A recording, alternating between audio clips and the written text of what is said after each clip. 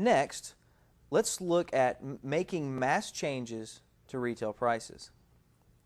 Click the Inventory menu and choose Query Update Inventory Database, and then select the Make Mass Changes to Retail Prices menu item. This window is provided to allow you to make custom price decisions. For example, in the top left-hand corner you see a box that says Make changes to which prices. This means that the activity that's going to take place is going to be localized to the items that you select. Meaning, if I want to update my normal customer prices to be something specific, but for all of my products, I can choose normal customer prices. Then I can select whether I want to do product, literature, or both product and literature in this activity.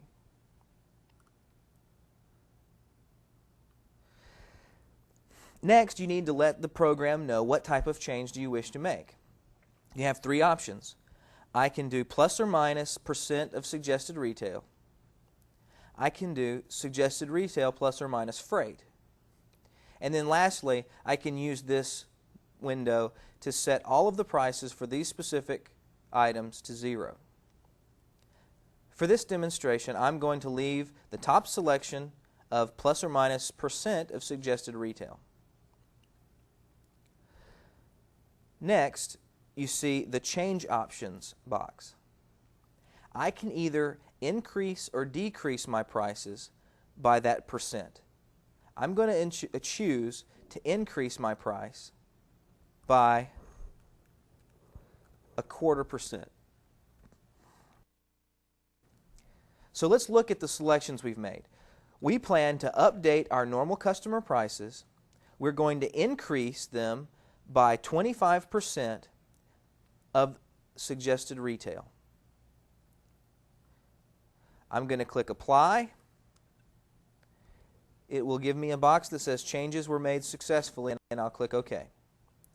Now, let's go into inventory. If you recall, normal customer prices were 0 when we were working in there earlier.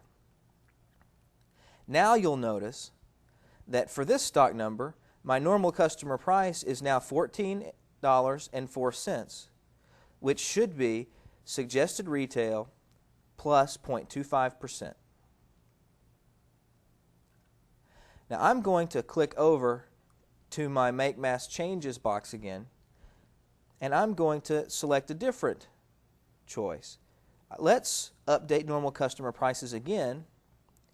We're going to change it to suggested retail plus or minus freight, and we're going to increase it by 21 cents per pound.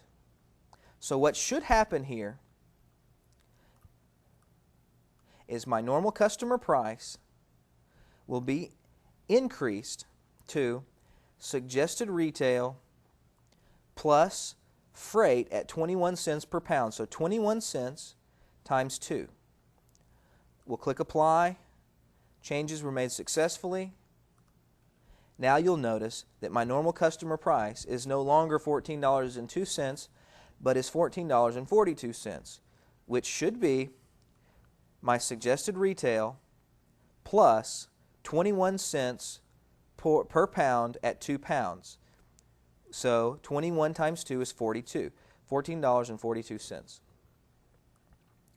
Now, to take it back to where it was originally, I'm going to make changes to my normal customer prices.